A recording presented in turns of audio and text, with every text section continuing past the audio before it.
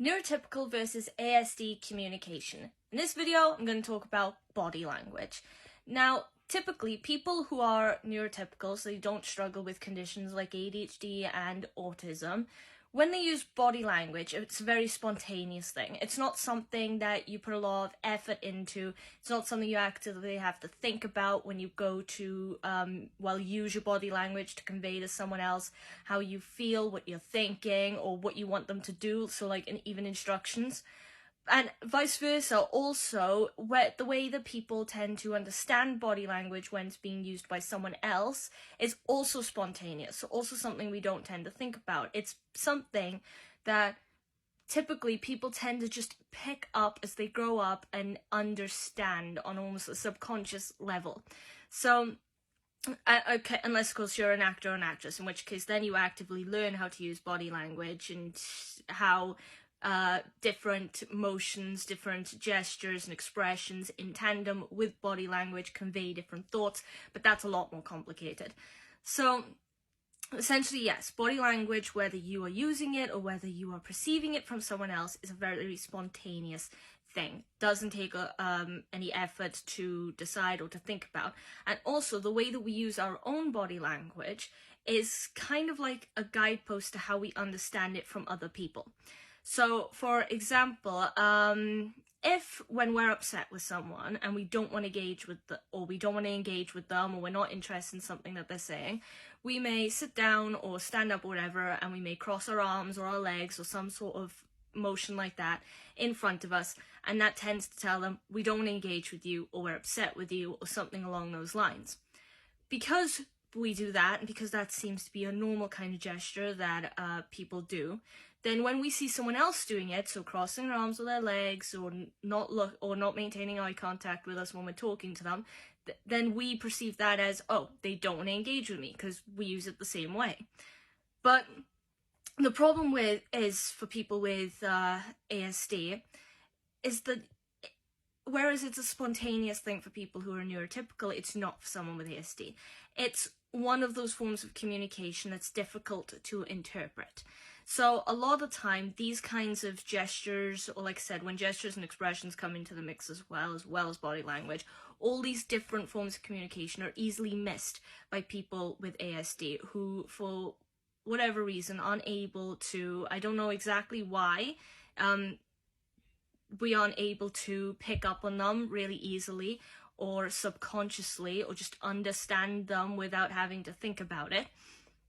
But we're not. So if someone were to, say, cross their arms and cross their legs, I'm using this as a very basic example, so they're showing essentially that they do not want to engage with us, they do not want to talk to us, or they're upset, or perhaps they're in their own headspace, or they need a moment to themselves, then someone with ASD may continue talking, in which case, or trying to engage with them, in which case that could cause some situations where perhaps the person who thinks it's pretty clear, hang on, you're not picking up on my vibe right now, that I'm saying I do not want to engage with you, then they will think that either you don't care that you don't want to engage with them, the person with ASD doesn't care that they don't want to engage with them, or that they're so in their own head, or they're being so almost arrogant or self-centered or so obsessed with what they want to say that they are actively ignoring how the other person is feeling.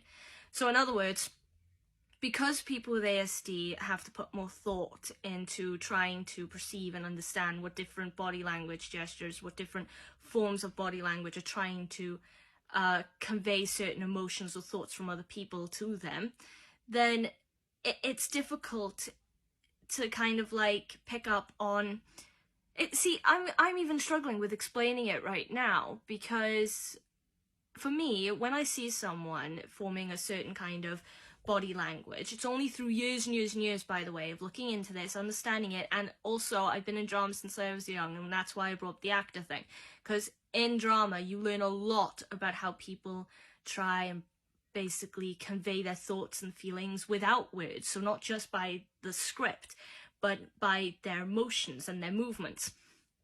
Only because of things like that have I been able to sort of actively think almost on the fly, almost spontaneously when I'm interacting with another person. They use certain gestures. So there are times that I'll be speaking to someone, I'll be talking and talking. I'm really hyped up, I'm really interested in something, I really want to have this conversation right now. And someone I know, family member or friend, perhaps for whatever reason they're in a bit of a mood, and then something about their movements, the way that they are positioned, will tell me they are not interested right now. So it's a waste of my time even to try and talk to them about it, because they're not going to engage, even if it's something they're usually interested in themselves. I'm able to put that thought into place and go, oh, alright, and despite the fact that I probably really still want to talk about it, it's like bursting, I need to, I feel like I have to, I am able to go, no, wait. And then I have to consciously put in a lot of effort not to talk about it, not to press them, not to annoy them, to show them that I've noticed and that I care. But people with ASD, a lot of the time, it's very, very, very difficult, because often, because we can't perceive or pick up very easily on these different forms of body language when we're talking to someone or when we're interacting with someone, it also means that we're not good at conveying it, our thoughts or our feelings ourselves in our body language. So like I said, typically with the arms crossed thing, people might go, right, you're angry at me. Or they might do it themselves to tell someone else, I'm angry with you. But if someone neurotypical were to cross their arms in front of someone with ASD, that person with ASD will not pick up, or very likely will not pick up on the fact that they're angry with them or that they don't want to talk to them, and will simply continue on talking, continue on as normal, because they will not have picked up on that kind of emotion that you're trying to convey. And then the person who's neurotypical may perceive that as, again, arrogance or lack of care or empathy for how they're feeling. But also, if someone with ASD were feeling really, really hyper or really, really happy, then the body language may not convey that. Which then, if someone who's close to them really wants to talk to them or engage with them or interact with them, but the person with ASD, their body language is very simple and perhaps looks withdrawn, even though they're not withdrawn, they are fully paying attention. And again, I spoke about eye contact before, and they may not even be maintaining eye contact.